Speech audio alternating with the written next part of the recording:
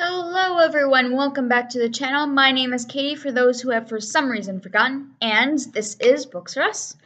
So today we are I'm talking about picture books. If you've been here for a while, you've probably remember me in several videos, more like 10 plus videos in the past year that I've been here, mentioned that I would be talking about, especially in my wrap-ups, I would be talking about the books I read that are chapter books and not picture books, because I read a lot of picture books every month. So I kind of wanted to talk about actually picture books on Goodreads. Yes, they are on there, but I've noticed that like when I'm putting in the picture books I've read that day or that week or whatever, I've noticed that not a lot of people tend to rate picture books, unless they're like the really popular ones, like the Eric Carle books, or the Ellert ones, or like the Chicka Chicka Boom Boom, Brown Bear, like unless they're like really like popular classics, not a lot of people rate them on Goodreads. Which I was thinking about it like last week or the week before, and I was like, why don't people rate them? And I'm not talking about reviews. Like if you want to review a picture book, great, fine, but it's kind of hard to review if they're only like 10 pages, 30 pages max type thing. So at least rate them. I was like, why don't people rate them more? Because I know a lot of librarian friends who work not only in the system I work in, but also other systems who I'm friends with on Goodreads, and they don't rate them on Goodreads. They don't put them into their challenge. So maybe that's it. Maybe it's just that they don't want to count those books towards that challenge. But my thought is, you've read the book, you might as well put it towards your reading challenge for the year. And in the process, you rate them. So why am I bringing this up? I'm bringing this up because as a librarian, I sometimes go on to Goodreads or other sites to get different ideas for story times. So how I would like to do story times, I used to do this more so in the past than I do now. But I sometimes like to theme my story times. So like one day it'll be all about gardens. One day it will be about dinosaurs. I just chose those two because that's what I've done recently is gardens and dinosaurs. Or like families, and with like Pride Month coming up, I'll probably be looking for books that deal with different types of families and being comfortable in your own skin and all of that good stuff.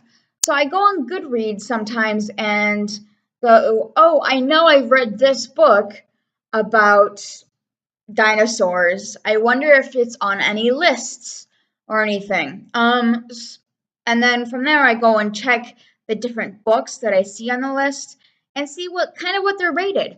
But again, sometimes they're skewed because there may only be, 60 ratings on this specific book, which, is generally fairly good. But if you think of Goodreads and,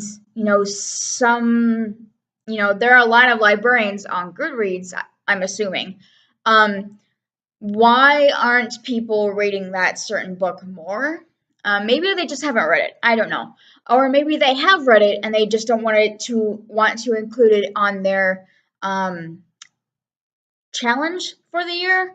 So again, I don't know, but I guess what I'm saying is that if you do read picture books, it does still count towards your challenge and you should still rate them so that other people can, see a more accurate representation of this book in terms of ratings.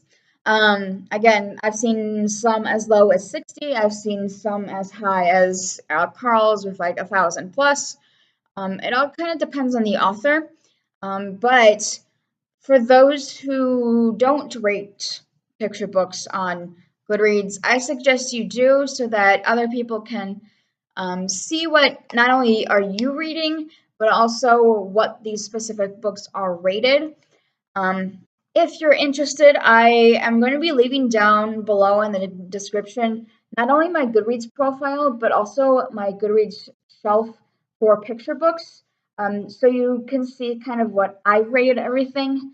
And I haven't put all the red dates on those yet, actually. I need to go through my picture book shelf, actually, on Goodreads. But anyways, that's kind of my thoughts on it. Just because as a librarian, I do look on Goodreads sometimes to get ideas for picture books. If you are other librarians, be sure to use Goodreads as a resource for picture books, but also rate the picture books you read. Same goes with parents. If you are reading to your children, which you should because it's very beneficial to you as well as them, be sure to rate those picture books on Goodreads so that they have the same, I don't know, caliber, amount of ratings. There we go. They have the same amount of ratings as, say, YA or mystery or whatever else. So, that was a kind of short video today, well, shorter than all of my other ones have been recently. But if you have any other comments or questions for me, leave them down below. Like always, I would love to get a conversation started on why people do or don't rate picture books on Goodreads. Again, I'll leave both links in the description for my Goodreads profile as well as my picture books shelf. And that is all I have for you guys today, so I will see you guys later. Bye.